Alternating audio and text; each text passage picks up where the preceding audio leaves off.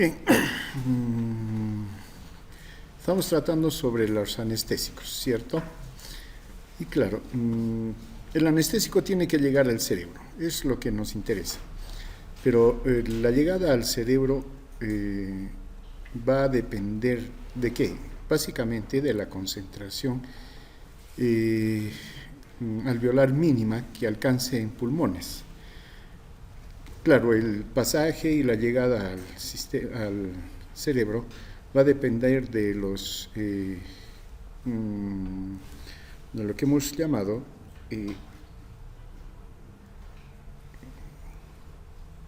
los coeficientes de partición, ¿no?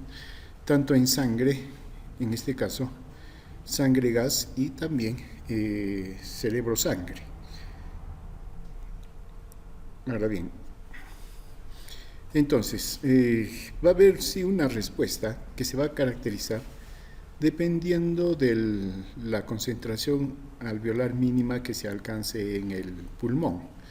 Y esto, en cierta manera, se va a reflejar sobre la actividad en el cerebro, y por lo tanto el efecto amnésico o el efecto de anestesia, ¿no? Claro, entonces, si se necesita mayor concentración alveolar mínima, entonces significa que el anestésico es menos potente. Mientras menos concentración inhibitoria mínima se necesita, entonces el anestésico es mucho más potente. Ahora, como mencionamos, esto depende mucho del transporte o la llegada, y eso depende de la liposolubilidad, que define los coeficientes de partición cerebro. En términos generales, acá tenemos la potencia anestésica y acá está la liposolubilidad. No, aquellos anestésicos que tienen baja liposolubilidad, su potencia es baja. Y si vamos subiendo la liposolubilidad, la potencia también aumenta. ¿Por qué?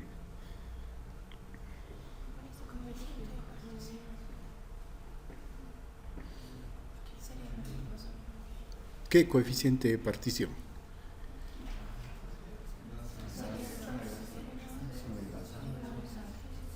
No, cerebro-sangre. Cerebro-sangre.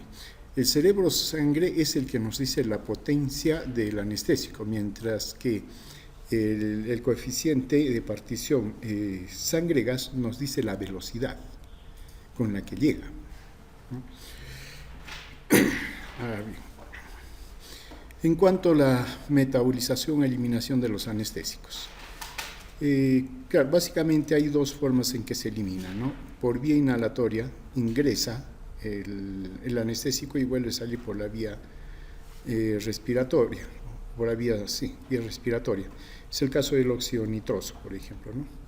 Pero también es cierto de que hay anestésicos que ingresan por la vía inhalatoria, pero también tienen metabolitos, se metabolizan y esos metabolitos son eliminados inclusive por vía renal, y algunos y en parte son eliminados por vía inhalatoria. Hay otros como el alotano, hay otros más bien como el metoxiflurano, por ejemplo, que sí se metaboliza y son eliminados principalmente por el riñón y muy poco por vía respiratoria, ¿no? Entonces, aquí tenemos algo a considerar. No todos los anestésicos son eliminados de manera igual. Por ejemplo, el alotano, 40% es metabolizado por oxidación a trifluoroacético más iones cloro-bromo, eso por su composición, ¿no? Ahora, si la presión parcial de oxígeno disminuye, lo que se forma son radicales libres tricloro, como el libre, como el cloro-trifluoroetilo, que tiene fuerte reacción con la célula, en este caso del hepatocito, y es una de las razones por la cual el alotano, por ejemplo, causa hepatitis. El isoflurano y diflurano es menor, porque en buena cuenta se metabolizan también menos, ¿no? El CO-flurano más el CO2 da lugar a éter vinílico, conocido como compuesto A, y si es dañino al riñón. El metoxiflurano 60% se metaboliza por vía hepática, da lugar a un ion fluoruro, y este ion fluoruro causa daño al riñón. El enfluorano y el ceofluorano se metabolizan menos, tienen menos ion fluoruro y son menos tóxicos hacia el riñón. Conclusión de todo esto.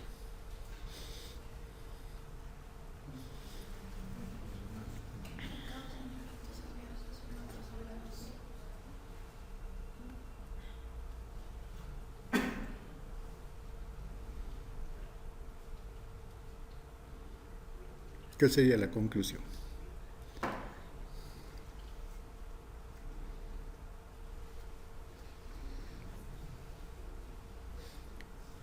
Saquen una conclusión de todo esto.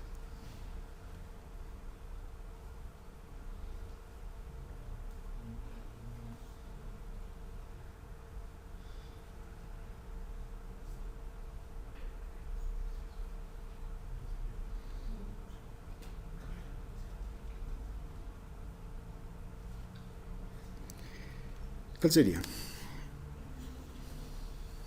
Mientras van pensando. Este es digamos, una relación de metabolización hepática con respecto a los anestésicos inhalatorios. El metoxifluorano se metaboliza más que el alotano, y el alotano más que el enfluorano, y el enfluorano que el ceofluorano, isofluorano, desfluorano y óxido nitroso. Aquí está la conclusión.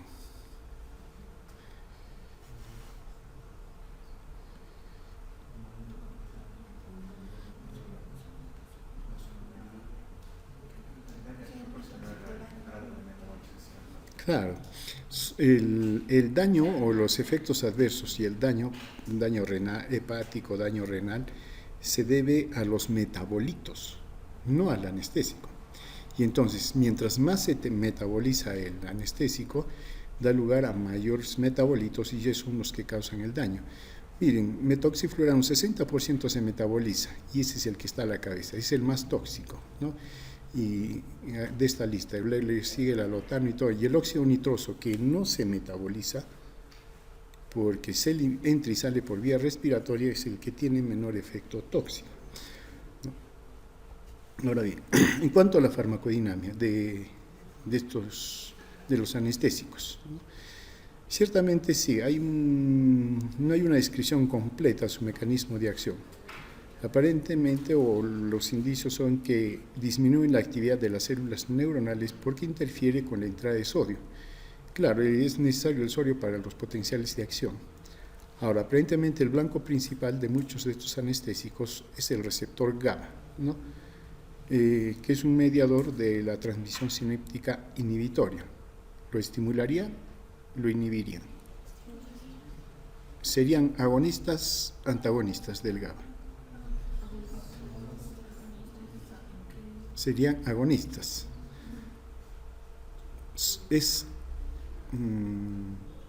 Cuando revisen benzodiazepinas, las benzodiazepinas por su mecanismo de acción están divididos en tres: agonistas,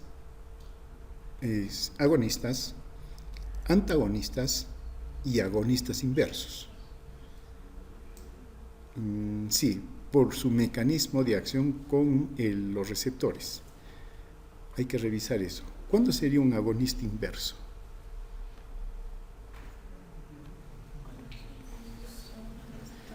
Y bajo ese concepto es un poco que se está revisando todos los fármacos que actúan a nivel del GABA, ¿no? Por el momento, claro, si tomamos las definiciones clásicas y lo que hasta ahora estamos, digamos, manejando, los anestésicos inhalados vendrían a ser agonistas del GABA, ¿no? Eso vendría a ser. Hasta que se aclare bien esos otros tres términos que se están manejando hoy en día. Ahora, debido a ese mecanismo de acción, o a los mecanismos de acción de los anestésicos, vamos a tener efectos sistémicos centrales y periféricos. En cuanto a los periféricos, como ya mencionamos también, efectos cardiovasculares en general son depresores de la contractilidad cardíaca.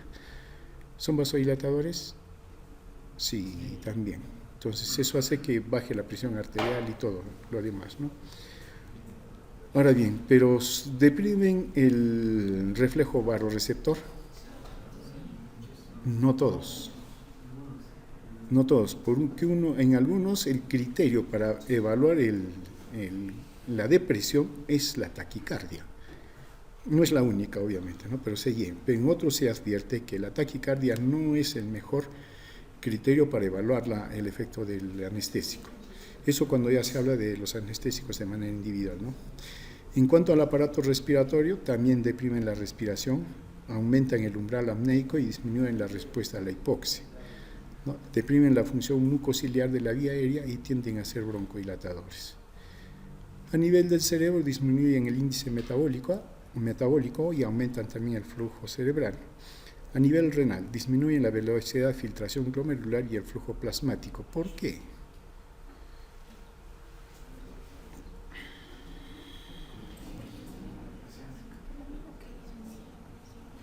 Por disminución de la presión arterial. Claro, si hay menor presión arterial hay menor perfusión, ¿no?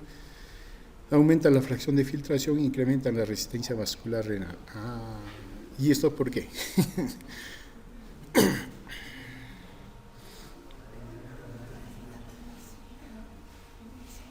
¿De qué? Para evitar la micción. ¿Pero qué tendría que hacer la micción? Claro que va a afectar, ¿no? El volumen urinario, ¿no?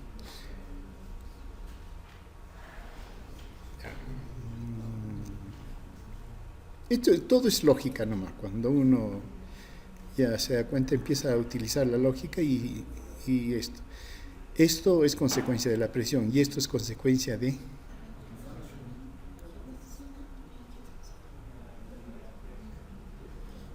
Miren, y dice aumenta la fracción de filtración.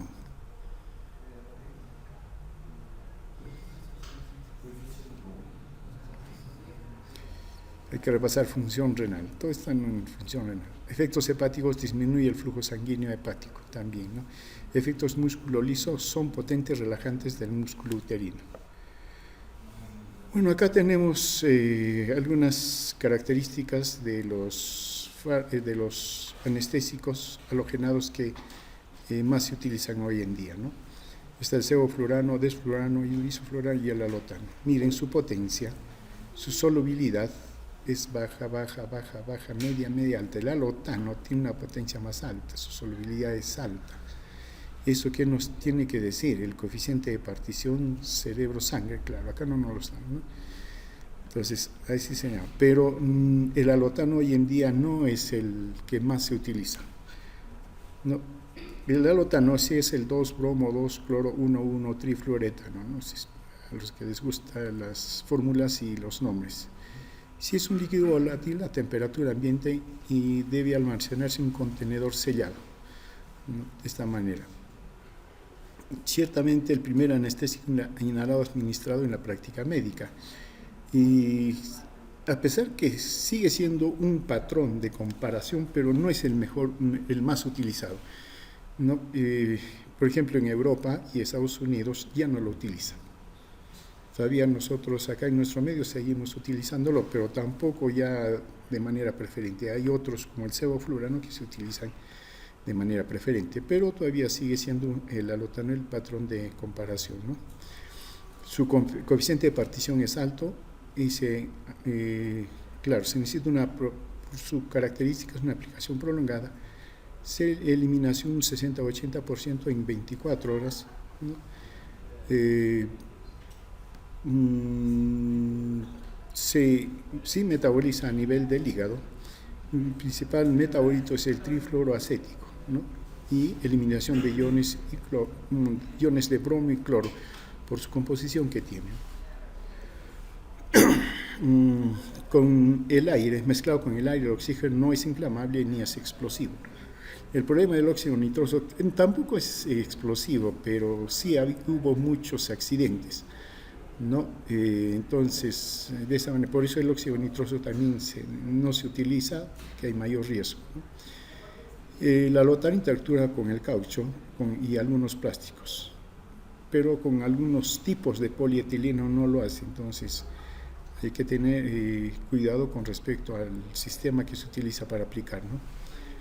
Sí, patrón de comparación de los anestésicos es potente, ¿no? Pero es una pérdida gradual bastante rápida del conocimiento, pero para que haya rapidez en la inducción se requiere mejor o se aconseja mejor utilizar otro fármaco, ¿no? Como el tiopental, por ejemplo, por vía endovenosa. Ahora, en caso del alotano, la profundidad anestésica se mide, entre otras, por la presión arterial. A nivel de músculo, poca relajación muscular, esto por acción central, y a veces y generalmente se requiere el uso de bloqueadores neuromusculares no despolarizantes. Uno de sus problemas principales justamente a nivel muscular es la hipertermia maligna, ¿no? Aparentemente hay susceptibilidad de ciertos pacientes, esto debido a la liberación del calcio del retículo sarcoplásmico. Esto hace que aumente la temperatura, aumente el consumo de oxígeno y aumenta la producción de CO2. Y si no se corrige rápidamente, es mortal. En el tratamiento, obviamente, hay que interrumpir la administración del alotano, y ahí es donde el cirujano se ve en problemas porque le van a cortar la anestesia y el cirujano tiene que salir inmediatamente de lo que esté haciendo. Ese es un problema. Y el tratamiento es a base del antroleno, que inhibe la salida del calcio del retículo endoplasmático. No hay otro fármaco que pueda contrarrestar, ¿no? Ahora, un gran problema, como mencionamos, es la hepatitis por alotano, ¿no? Sí, la incidencia es alta en realidad, ¿no? 1 en 10.000 en caso de adultos, y es mucho menor en niños. Se inicia 2 a 5 días después de la operación, o sea, después de haber sido aplicado el alotano, y puede progresar a una insuficiencia hepática, ¿no? con elevación asintomática transaminases, inclusive hasta un 50% que puede llegar a la muerte por necrosis hepática fulminante, o sea que es grave este tipo. Presenta fiebre, anorexia, náuseas, vómitos, hay erupción cutánea con eosinofilia.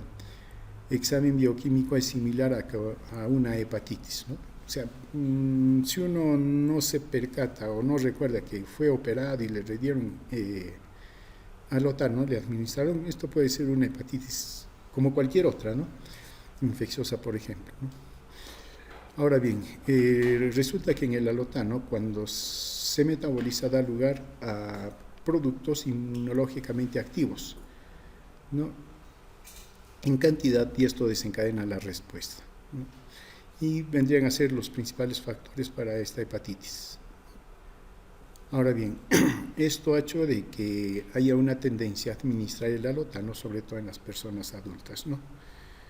Ahora, hay factores de riesgo a considerar, sí, son la edad avanzada, por ejemplo, la obesidad, el sexo femenino y la exposición repetida al alotano. Esto es sobre todo lo que hay que tomarlo en cuenta, ¿no? Aquellas personas que por algunas razones 1, 2, 3 veces van al quirófano. Entonces hay que revisar si es que se les ha estado administrando alotano. Ahora, esta hepatitis que estamos mencionando, que se presenta por el alotano, es raro con el enflurano e el isoflurano, ¿no? Entonces, es raro, pero y no se ha descrito en caso del desflurano y el sevoflurano. Por eso que tal vez el sevoflurano es el que hoy en día más se está utilizando, ¿no? En caso del enflurano, es líquido no inflamable, transparente, olor dulzón, suave, muy estable. La inducción y ajuste de la profundidad de la anestesia es de manera suave y moderadamente rápido. Y las aplicaciones semejantes a los del alotano. También deprime la respiración, entonces debe utilizarse ventilación asistida, inclusive esta depresión es mayor que el alotano. El control de la profundidad se hace mediante la presión arterial, la frecuencia de pulso y también sobre los movimientos inducidos por reacción a estimulación quirúrgica, que pueden haber esto, ¿no? Con el enflurano, y entonces significa que la anestesia no es la adecuada, ¿no? Inhibe las reacciones vasoreceptores y la actividad simpática preganglionar, ¿no?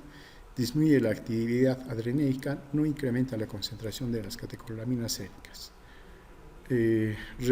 por esa depresión también tiende a reducir las arritmias cardíacas, ¿no? Pero a nivel central puede llevar una franca actividad convulsiva, pues es breve, autolimitada, ¿no?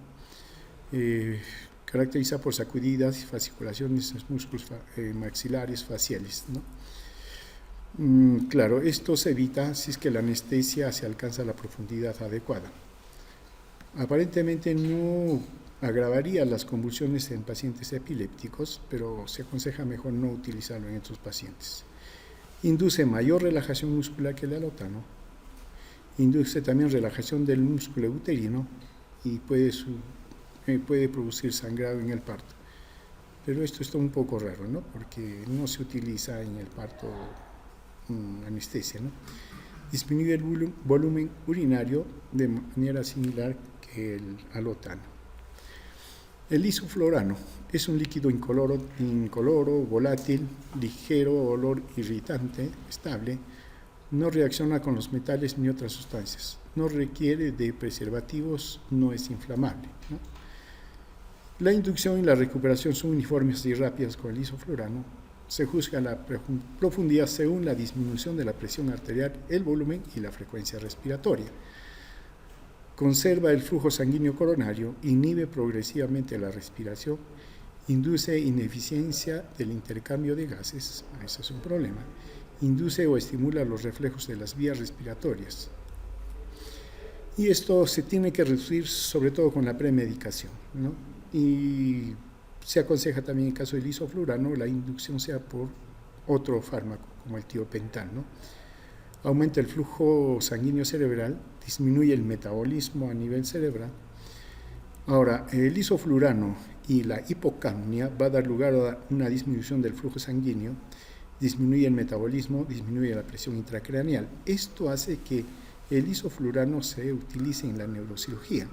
Es como que se está protegiendo al cerebro, ¿no? Entonces, proporciona una protección frente a la hipoxia sobre todo y a la isquemia cerebral. Bueno, eso como ejemplos de manera particular.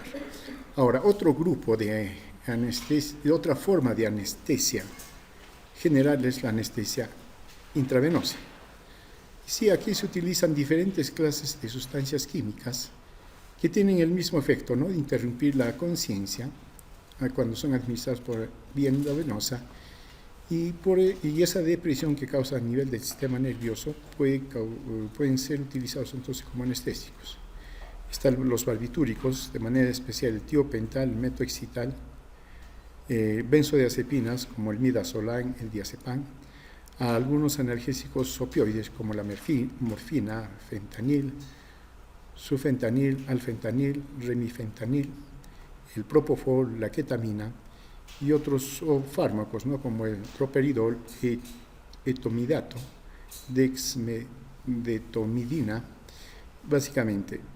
Pero con algunas excepciones de toda esta lista, la mayoría en realidad no son anestésicos, pero sí sirven mucho para la inducción, ¿no? Ahora bien, generalmente estos anestésicos tienen una corta duración de su acción, ¿no? Básicamente por su redistribución que se produce cuando se administra por esta vía, y esto hace, digamos, que primeramente la concentración en el cerebro suba rápidamente a niveles anestésicos, ¿no? Claro, entre otras razones por el alto flujo sanguíneo cerebral, pero después la droga se distribuye en todo el organismo a nivel periférico y entonces la concentración la concentración del cerebro cae y cesa la anestesia, ¿no? Claro, se puede administrar otra dosis, ¿no? Con la misma dosis, pero resulta que va a haber un efecto mucho más intenso y más prolongado. Ahora bien, acá tenemos de manera comparativa, ¿no? El etodimato, por ejemplo, la ketamina, midazolam, el propofol, tiopental, fentanil, que vendrían a ser los más utilizados. Si hablamos de inducción y recuperación, etomidato, inicio rápido, recuperación moderadamente rápido. La ketamina, inducción y recuperación moderadamente rápido. El midazolam, inicio y recuperación lenta, ¿no? Se dispone de flumetazid para revertir los efectos, claro, porque estos vendrían a ser benzodiazepinas, ¿no? El propofol, inicio y recuperación rápidas. El tiopental también son muy rápidas, ¿no? Más bien la recuperación en el caso de tiopental es lenta después de infusión, y el fentanil, inicio y recuperación lentas, ¿no? Se dispone de la naloxona para revertir los efectos. La naloxona también vendría a ser un analgésico, una sustancia opioide, ¿no? Solo que lo mismo que sucede con las benzodiazepinas, tanto han modificado la estructura que resultan siendo antagonistas. Mecanismo de acción, sí, también aparentemente tendrían que ver con el GABA, ¿no? En caso de las benzodiazepinas, lo describimos, ¿no? Los barbitúricos también. Y entonces, aparentemente tendrían que ver, digamos, con el GABA también para el efecto anestésico. Veamos, entre los más utilizados está la ketamina, ¿no? Que es conocido como un anestésico disociativo, ¿no? Ahora, es el único agente que posee actividad analgésica intrínseca de los anestésicos hipnóticos, ¿no? Su mecanismo de acción, si bien es cierto, no está claramente establecido, pero sí se propone varias alternativas, ¿no? Estimularía los receptores opioides a nivel de la corteza insular, putamen, tálamo, responsable de los efectos analgésicos. Estimularía los receptores NMDA a nivel del receptor GABA, provocando inhibición del sistema nervioso y amnesia. Claro, acá hay cadenas que se producen, ¿no? Si se activa, por ejemplo, es estimulante, pero si se activa, esa activación va a activar la vía GABAérgica, y la vía GABAérgica es inhibitoria, entonces ya resulta la inhibición, ¿no? También estimula los receptores de catecolaminas y la liberación de catecolaminas, lo que provoca aumento de la frecuencia cardíaca, de la contractilidad, la presión arterial y el flujo sanguíneo cerebral. La ketamina se obtiene de esta droga, el PCP o polvo de ángel, ¿no? Es un derivado de fenciclidina. Claro, como droga, digamos, la fenciclidina causa alucinaciones y problemas psicológicos, ¿no? Entonces, de ahí se deriva la ketamina. Ahora, sí, la ketamina, digamos, su característica es que produce una anestesia disociativa. ¿En qué consiste? Cuando se le va administrando al paciente, el paciente como que se va alejando del mundo, se disocia del mundo. Algo así como cuando uno ve televisión, uno está ajeno a lo que pasa ahí, pero lo está viendo, ¿no? Pero está ajeno, ¿no? Y siente que todas las partes de su cuerpo se están separando, los miembros, los brazos, todo se separa, ¿no? Esa sensación tiene el paciente, por eso se le llama anestesia disociativa. Claro, en caso del adulto, al administrar 4.5 miligramos por kilogramo de peso por vía endovenosa, claro, durante 1 minuto, lo que va a ocurrir es una disociación a los 15 segundos, rápidamente, ¿no? Claro, también se puede administrar por vía intramuscular por estastosis, ¿no? Pero lo usual es la vía endovenosa. Y una vez a los 30 segundos va a haber pérdida del conocimiento, ¿no? Y se establece la analgesia intensa y la amnesia, ¿no? Ahora, con una dosis, cuando solo se administra una sola dosis, hay pérdida del conocimiento que dura 10 a 15 minutos. Entonces, ese es el tiempo básicamente que uno tiene para actuar, ¿no? Estamos hablando con una sola dosis. La analgesia dura 40 minutos, un poco más de tiempo, y la amnesia persiste 1 a 2 horas, ¿no? Ahora, si uno quiere mayor duración, entonces se da dosis complementarias a la original, pero a la mitad. Entonces, ya no sería, ¿cuánto? 4.5, entonces tendría que ser 2.2 miligramos por kilogramo peso, ¿no? Entonces, esto nos permite mantener o prolongar la anestesia. Útil para pacientes con riesgo de hipotensión, broncoespasmo, en niños, sobre todo en niños, para procedimientos quirúrgicos traumatológicos, para reducir, por ejemplo, una fractura, ¿no? En casos de urgencia también se puede utilizar para ciertos procedimientos radiológicos, sobre todo en niños cuando, digamos, tienen alguna lesión y es necesario mantenerlos tranquilos. Y esto, el cambio de los apósitos, por ejemplo, sobre todo en algunos casos como las quemaduras, que son extensivas y ahí un poco se necesita anestesiar prácticamente al paciente, ¿no? En contra tiene que no induce una buena relajación muscular. Ahora bien, claro, dentro del mecanismo de acción, más que con el mecanismo de acción, sino efectos por su mecanismo de acción, está la depresión de la función neuronal del eje neocorticotalámico y del núcleo talámico, y estimula en parte al sistema limpio. Contraindicado en pacientes con fallas cardíacas, hipertiroidismo, presión intracraneal elevada y presión intraocular también elevada. O sea, básicamente en los pacientes con glaucoma estarían contraindicados. En cuanto a las benzodiazepinas, claro, el diazepam, lorazepam, midazolam se pueden utilizar por vía intravenosa, pero usualmente combinado con otras drogas de la anestesia general.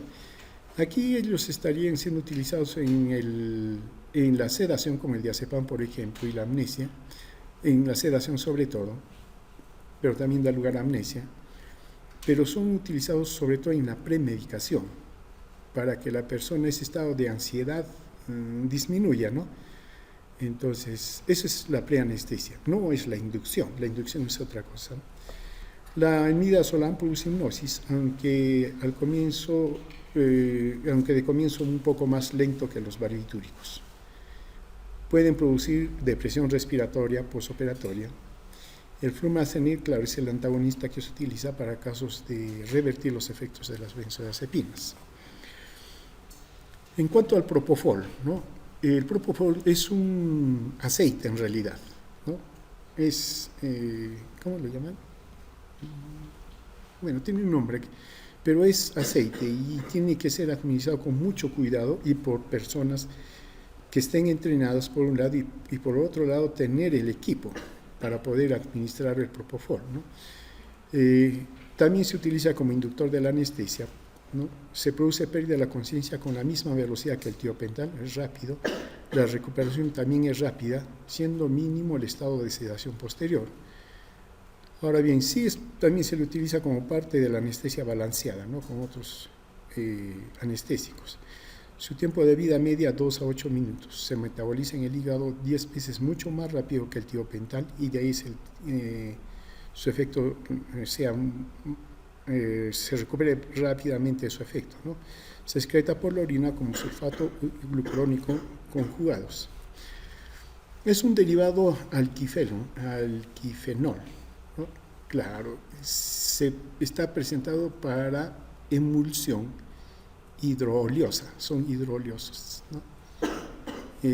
Bueno, tienen estos compuestos todavía dentro de su fórmula, ¿no? Mecanismo de acción: aumenta la actividad de la sinapsis del ácido gamma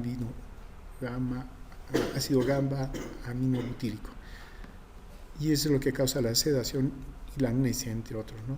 Farmacocinética: es eliminada por metabolización hepática, ¿no? Tras una dosis de inducción se produce pérdida de la conciencia en 15 a 45 segundos, con una duración de acción de 5 a 10 minutos. Es rápido, entonces.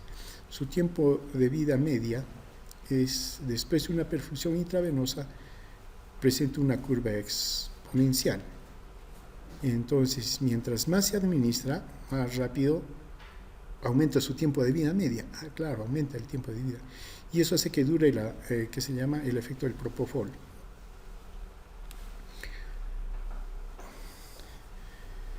Su acción anestésica: por vía endovenosa, dosis de 2 miligramos por kilogramo de peso, induce anestesia con la misma velocidad que el tiopental.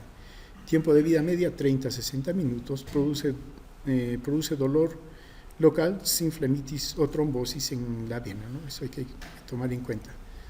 Ahora, si se desea conservar la anestesia, ahí se puede dar administración sostenida. Se requiere o se sugiere mejor la premedicación con atropina, ¿no? el manejo debe ser por un profesional capacitado y con equipo de respaldo, ¿no? Dentro de los efectos, disminuye la presión arterial en el 30%, se debería al efecto vasodilatador periférico, ¿no? Disminuye también el gasto cardíaco, puede incrementar la arritmia inducida por la adrenalina, por ejemplo, inhibe la respiración hasta producir apnea por 30 segundos, disminuye el volumen ventilatorio pulmonar, el volumen ventilatorio minuto, la capacidad funcional residual, ¿no? Se incrementa estos problemas si se administra simultáneamente con sustancias opioides. En cuanto al letomidato, es un imidazol carboxilado que puede usarse para inducción de la anestesia en pacientes con reserva cardiovascular deficiente. Causa menor depresión cardiorrespiratoria que los otros agentes. Produce una rápida pérdida de la conciencia con hipotensión mínima. No tiene efectos analgésicos, se metaboliza ampliamente en el hígado y en el plasma metabolitos inactivos. Solo un 2% se secreta por vía renal. Y en caso de los barbitúricos, claro, son 3 los barbitúricos utilizados para la anestesia: el tiopental, metoxital y el tiamilal. Digamos las dosis comparativas. Tiopental, para la inducción, 3 a 4 miligramos por kilogramo de peso, se inicia la anestesia en 10 a 30 segundos. Es rápido, rapidísimo, ¿no? Y el mantenimiento de la anestesia por vía endovenosa se mantiene con 50 a 100 miligramos cada 10 a 12 minutos. Entonces uno puede ir manteniendo la anestesia. El metoxital vendría a ser mucho más rápido, la inducción es en el mismo tiempo y se necesitaría, sí, es mucho más rápido, pero también su tiempo de vida es mucho más corta, porque hay que administrar, si uno quiere mantener la anestesia, cada 4 a 7 minutos, ¿no? Ahora bien, mientras entonces se administre en mayor cantidad, la acción de anestésico de los barbitúricos se va a prolongar, pero también a su vez el tiempo de recuperación también se prolonga. No son tan buenos en realidad como anestésicos. Inclusive pueden aumentar la sensibilidad al dolor al administrar en cantidades que no son adecuadas, ¿no? Induce una reacción simpática por mala administración, puede ocurrir laringobroncoespasmo, ¿no? Esto desaparece con planos profundos de la anestesia, produce depresión respiratoria según dosis. La presión arterial disminuye levemente, luego se normaliza, el gasto cardíaco suele estar disminuido, disminuye el flujo sanguíneo cerebral y a nivel de la piel, ¿no? Y en casos de hipovolemia, inestabilidad respiratoria, sepsis, toxemia, choque, puede ocasionar hipotensión, colapso circulatorio y paro cardíaco. Atraviesa la placenta y produce depresión fetal. Después de la inducción se puede emplear anestesia inhalatoria, analgésicos y relajantes musculares. Esa es la razón por la cual solo se les utiliza como inductores. La ventaja del uso de los barbitúricos: produce una inducción rápida y placentera, la recuperación pronta con poca excitación. Claro, siempre y cuando no hayamos hecho uso prolongado, ¿no? Desventajas: no se puede usar mayores dosis porque se puede producir sobredosificación y los efectos adversos. No se puede usar concentraciones mayores al 2.5%. De todos ellos, el tiopental vendría a ser el modelo, ¿no?, prototipo de estos barbitúricos de acción corta que se utilizan como inductores de la anestesia. Su pérdida de conciencia, como dijimos, en 15 a 30 segundos, pero también con una dosis única sus efectos desaparecen rápidamente por distribución hacia otros tejidos. En su totalidad es metabolizada prácticamente por el sistema microsomal hepático. Y listo, terminamos. Esto ya son conclusiones de todo lo que son los anestésicos. Listo. Muy bien, con esto terminamos todo lo que son anestésicos.